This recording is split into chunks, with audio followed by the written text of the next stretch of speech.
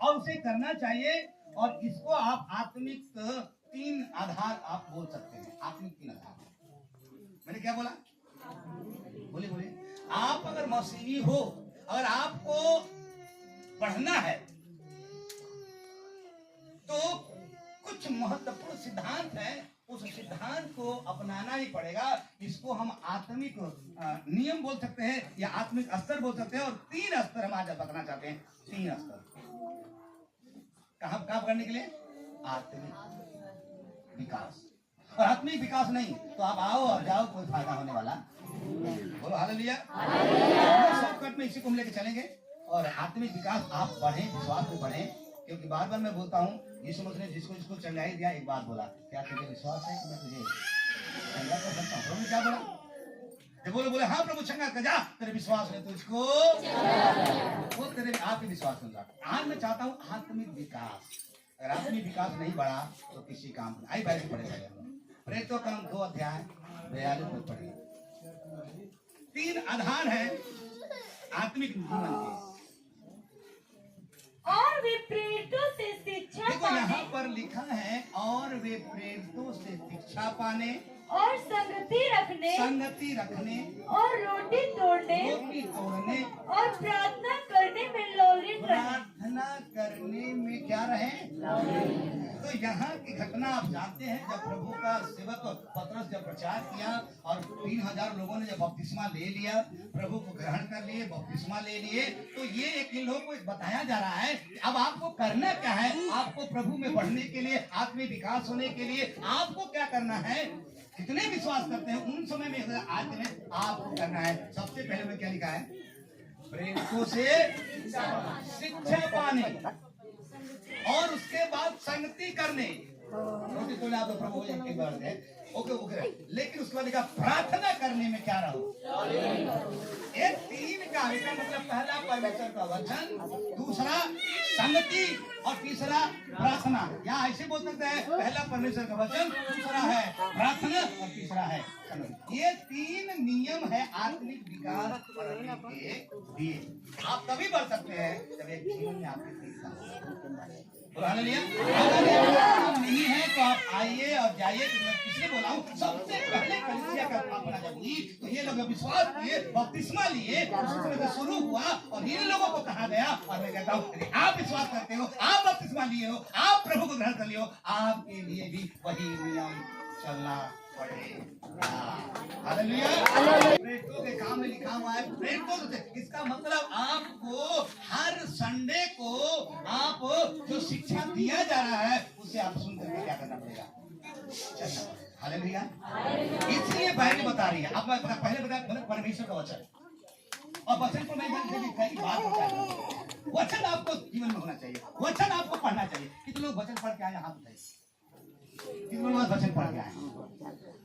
ये मात्र चलो 5%। बाकी सब वचन, मैंने बोला वचन को पढ़ना ही पड़ेगा। अगर अनपढ़ है तो सुनना ही पड़ेगा। इसलिए मैं बोल रहा हूँ कि उनको कहा गया और आज हमें भी कहा जा रहा है। वचन का हमें क्या होना चाहिए? जानकारी होना चाहिए। वचन हमें पढ़ना चाहिए, वचन हमारे जीवन में होना चाहिए। मैं बार बार बोलता हूँ, अगर आपको कैंसर है आपको ध्यान देना है। बाइबल लिखा है प्रेरितों 17 के 11 और 12 पढ़िए। प्रेरितों 17 का 11 12 में क्या लिखा है? प्रेरितों का 17 अध्याय 11 12। ये लोग थिस्सलुनीके के यहूदी से भले थे, बड़े अच्छे थे, और उन्होंने बड़ी लालसा से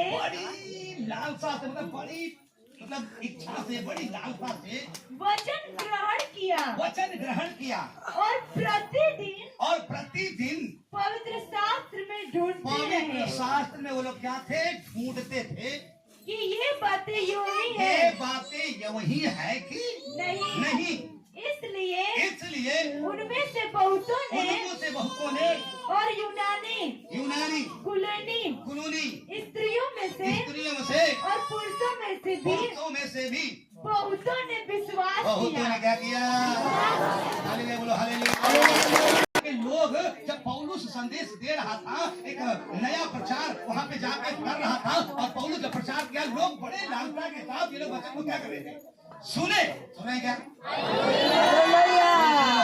लोग जब पौलुस प्रचार कर रहा था, उन लोगों के लिए नया संदेश था, बड़ा प्यार से, बड़ा दिलेरी के साथ, बड़े जुनून के साथ वो लोग क्या कर रहे थे, वचन को सुन रहे थे। और सुन करके वचन को वो लोग क्या कर रहे थे, वो पुराने नियम से टैली मिला रहे थे कि है कि नहीं। अरे टैली मिला रहे थे ना, तो वो बताता है जब वो बोला चाहेंगे तब अगर मान लेते थे कि हाँ सही है, तब वो लोग बाइबल का बहुत विश्वास कर लिया, बहुत क्या कर लिया, विश्वास कर लिया।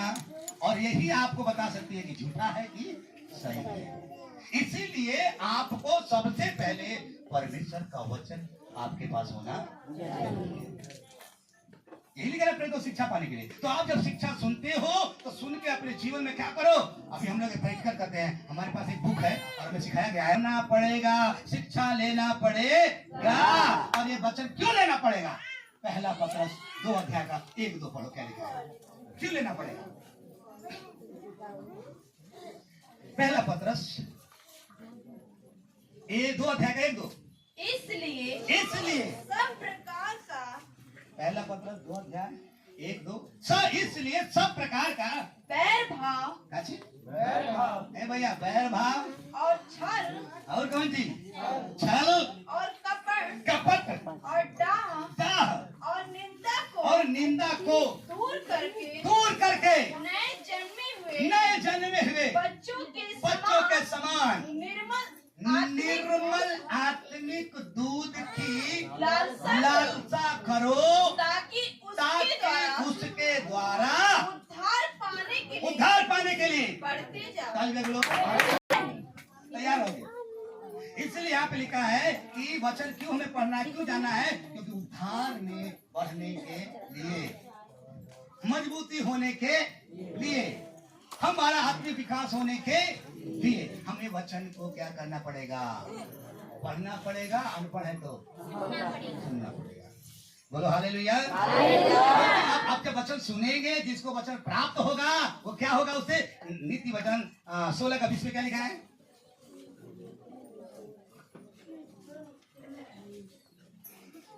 वचन पर मन लगा, कहाँ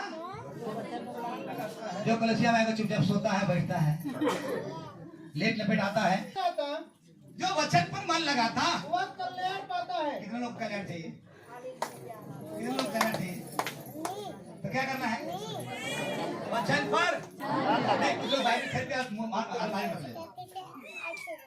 कबो कबो खुली मन करेगा। अरे वचन पर मन लगा। आज सुबह मैं जब जगा, भोर में जगा और जागने के बाद मैंने तुरंत बोला लाइट बारो, और मैंने सवाल एक पूछा, परमेश्वर कब मिले, वो कल्याण पाता है। इसीलिए आपको आत्मिक विकास में, आपको आत्मिक तरक्की में, आपके आत्मिक उन्नति में वचन को होना जरूरी है। अगर ये कैलेंडर वचन है वो पढ़ के रहेगा,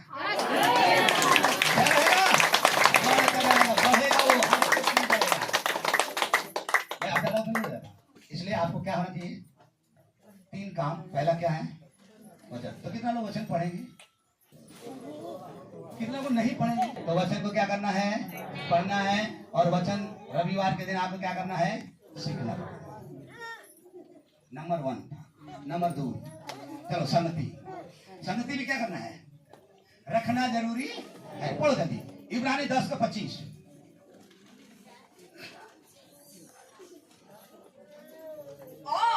और एक दूसरे के साथ इकट्ठा होना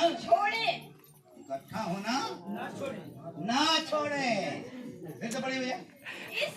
इसलिए एक दूसरे के साथ इकट्ठा होना ना छोड़े। जैसे कि कितनों की रीति है, पर एक दूसरे को समझते हैं,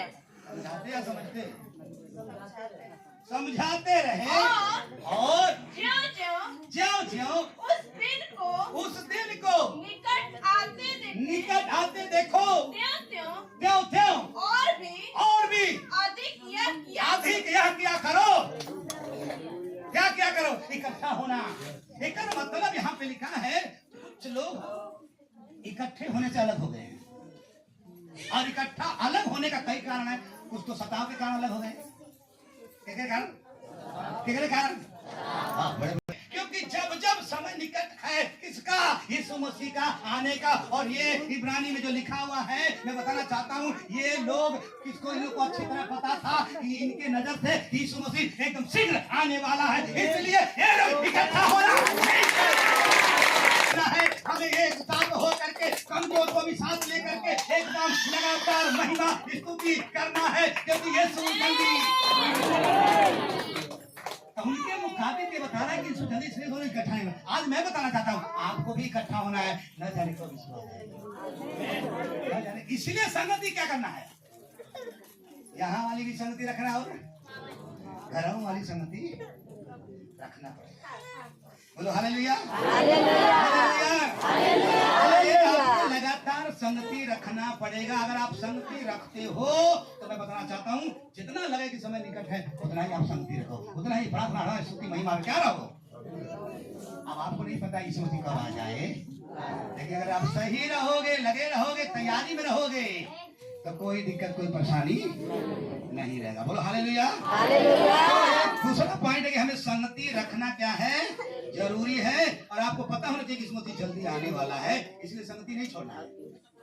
हम नहीं बोल रहे हैं, अगर आपको पता है कि यीशु आने वाला है, और क्या होना है, और इकट्ठा हो करके हमें आराधना प्रार्थना में क्या करना पड़ा, वचन में क्या करना पड़ेगा, बढ़ना पड़ेगा। क्योंकि उनको तो पता था कि जल्दी आने वाला है, तो हमको भी पता होना चाहिए कि कब आ जाएगा। आपको भी सुना चाहिए आ जाएगा, तो इकट्ठा होना छोड़ना है।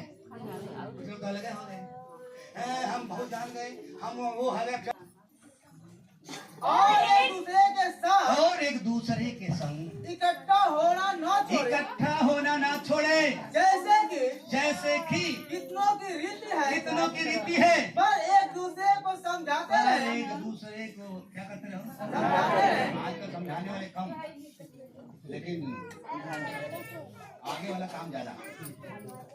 अरे समझाओ, प्रभु बताता है कि जो कमजोर उसको अपनी संगति में लेना।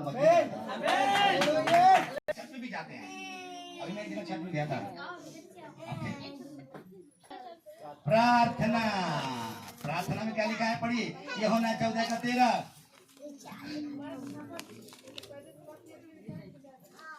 यूहन्ना 14:13। जो कुछ तुम मेरे नाम से मांगोगे वही मैं करूँगा कि पुत्र के द्वारा पिता की क्या हो।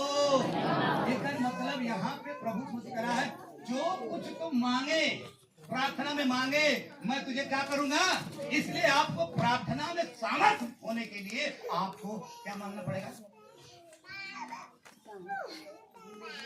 अरे आपको सामर्थ्य बनना है, सामर्थ्य बनना है, तो प्रार्थना में पवित्र आत्मा को क्या करना है, मांगना है आपको। पवित्र आत्मा जब आपके अंदर रहेगा, मैं एक किताब पर लिखा था, इसे बिना पवित्र आत्मा का कोई नहीं कह सकता यीशु मसीह प्रभु है। क्या चीज? बोलो क्या पिता उसको देगा, ताकि पुत्र की द्वारा क्या उसकी महिमा होना पड़े। इसलिए आपको मांगना है, प्रभु मुझे पवित्र आत्मा से भर दे, पवित्र आत्मा हमें दे दे, और पवित्र आत्मा एकदम सामर्थ्य काम करता है। ऐसा हमें होने की क्या है, जरूरत है। बोलो हालेलुया। ऐसा करेंगे परमेश्वर आपको भरपूर करेगा। इसलिए बाइबल बताता है कि हमें मांगना पड़ेगा प्रार्थना में। इफिसी 3:20 में क्या लिखा है, यूहन्ना 15:7 और 16 में क्या लिखा है।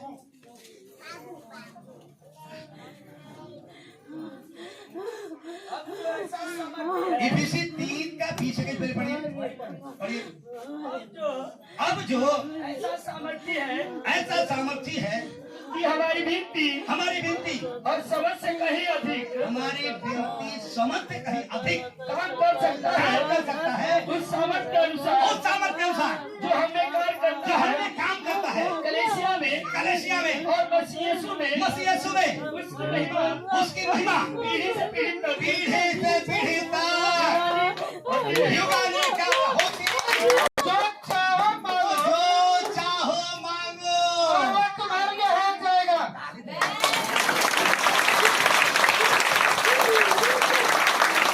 भैया प्रार्थना करो कि हमें पवित्र आत्मा का सामर्थ हो जाए, पवित्र आत्मा का सामर्थ प्रार्थना करना सिखाएगा, और प्रार्थना शब्द सिखाएगा कि आपके समझ से बाहर काम करेगा, और युग युग काम करेगा, पीढ़ी दर पीढ़ी काम करेगा। इसलिए यहाँ लिखा है आपको वचन में बनना पड़ेगा, और जब वचन में रहेंगे तो जो कुछ मांगेंगे, तो क्या मांगेंगे? जो आप ओकरे बाद जो कुछ मांगे, हो सकता है घर मांगे, हो सकता है आप लड़की है तो आप अच्छा परिवार मांग सकते हैं, लड़का हो तो अच्छा पत्नी मांग सकते हैं, आप घर द्वार जो भी मांग सकते हो। मैं नहीं बोल रहा हूँ, खुदा का चैलेंज है ये। किसका चैलेंज? जो मांगोगे वो मैं तुम्हें दे दूंगा। एक को मैं पढ़ता हूँ तो मैं बोलता हूँ, प्रश्न लगाता हूँ, प्रभु तू दूध देने के लिए चैलेंज कर रहा है, लेकिन हम लेने के लिए चैलेंज नहीं, लेने के लिए चैलेंज नहीं, खाली कर दे वो कर। अरे आप ले लो ना, आप छीन लो ना। इतना प्रार्थना प्रचार कर देना ना, अरे पकड़ लो याकूब की तरफ पैर ना छोड़वा मत करो जब आशीर्वाद न दे। प्रभु हम जा गए हैं, और जब तक आप देंगे नहीं हम हटेंगे। एक बार मेरा पत्नी गवाही बता रहा हूँ, एक बार मेरा पत्नी, मैंने इसे कुछ 16 पढ़ो, क्या लिखा है? तुमने मुझे नहीं चुना। अरे तुमने मुझे नहीं चुना, परंतु मैंने तुम्हें चुना है, और तुम्हें नियुक्त किया है। तुम जाकर क्या लाओ, और तुम फल लाओ, तुम्हारा फल बना रहे, कि तुम मेरे नाम से जो कुछ पिता से मांगो वो तुम्हें दे, वो तुम्हें। प्रार्थना नहीं छोड़ना, प्रार्थना में भी रहना। अब 2-3 पॉइंट में छोड़ा घर पे पड़ेगा। मत्ती 7 का 7-8 और मरकुस 11 का